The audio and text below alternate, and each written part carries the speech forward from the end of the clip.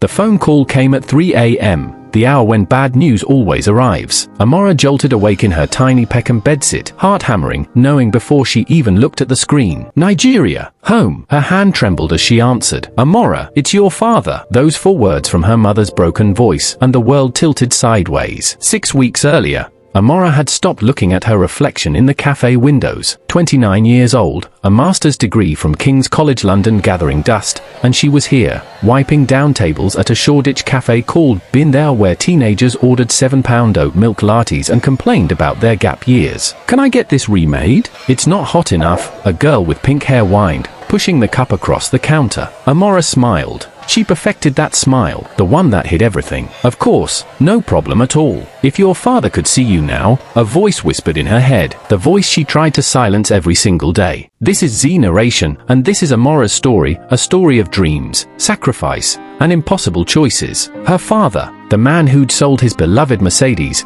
the one he'd saved 15 years to buy just to help pay for her UK visa, who'd stood at Lagos airport 3 years ago, his calloused hands cupping her face, tears streaming down his cheeks. You are not just going for yourself, Amora. You carry all of us with you. Our family name. Our dreams. Make us proud. My daughter. The weight of those words had been crushing her ever since. Her phone buzzed in her apron pocket. Another WhatsApp voice note from her mother. The 4th one this week. Amora knew what it would say before she even played it. Her sister Kayoma's wedding in Lagos. Everyone asking questions. When was she coming home? Why hadn't she sent money this month? She couldn't bear to listen. Not yet.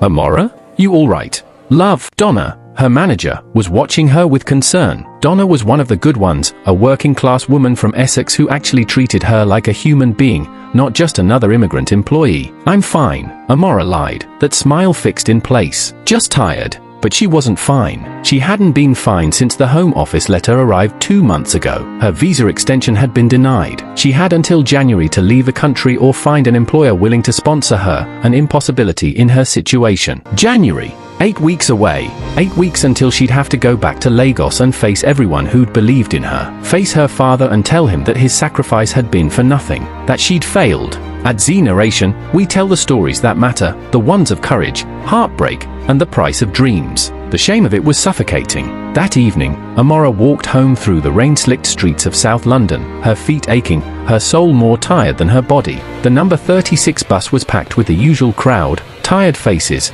closed eyes, everyone wrapped in their own private struggles. She found a seat next to the window and finally pressed play on her mother's voice note. Her mother's voice crackled through. Amora. Why are you doing this to us? Your father is not well. His blood pressure, the doctor says it's stress. He keeps asking about you. When his daughter will come home.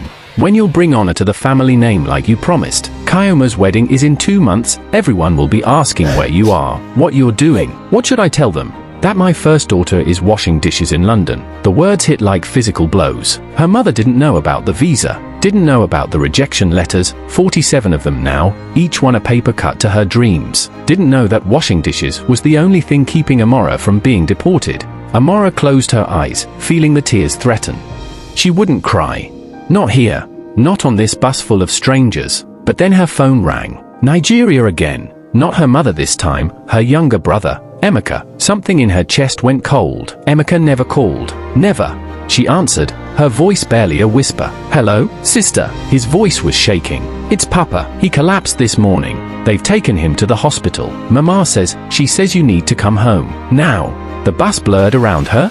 The rain on the windows looked like tears. Emeka, what do you mean collapsed? His heart, they think. Sister, please. He keeps asking for you. He keeps saying your name. Amora's hand flew to her mouth, stifling a sob. Around her, London continued, indifferent, cold, moving forward like it always did. But her world had just shattered into 1,000 pieces. I'm coming, she whispered. Tell him I'm coming home. But even as she said it, she knew the cruel mathematics. A flight to Lagos cost money she didn't have. Money she'd been saving, pound by painful pound, for the lawyer who might save her visa. Money that was the difference between staying and leaving forever. And if she left now, if she went back to Nigeria, the Home Office would never let her return. This is the impossible choice we bring you on Z Narration, when love and duty collide with survival. The choice was impossible, her father's life, or her dreams. The bus reached her stop. Amora stepped out into the November rain, letting it finally mix with her tears, and for the first time in 3 years, she let herself break. Tomorrow, she would have to decide which part of her heart to sacrifice. Tonight, she would allow herself to fall apart. Home had never felt so far away,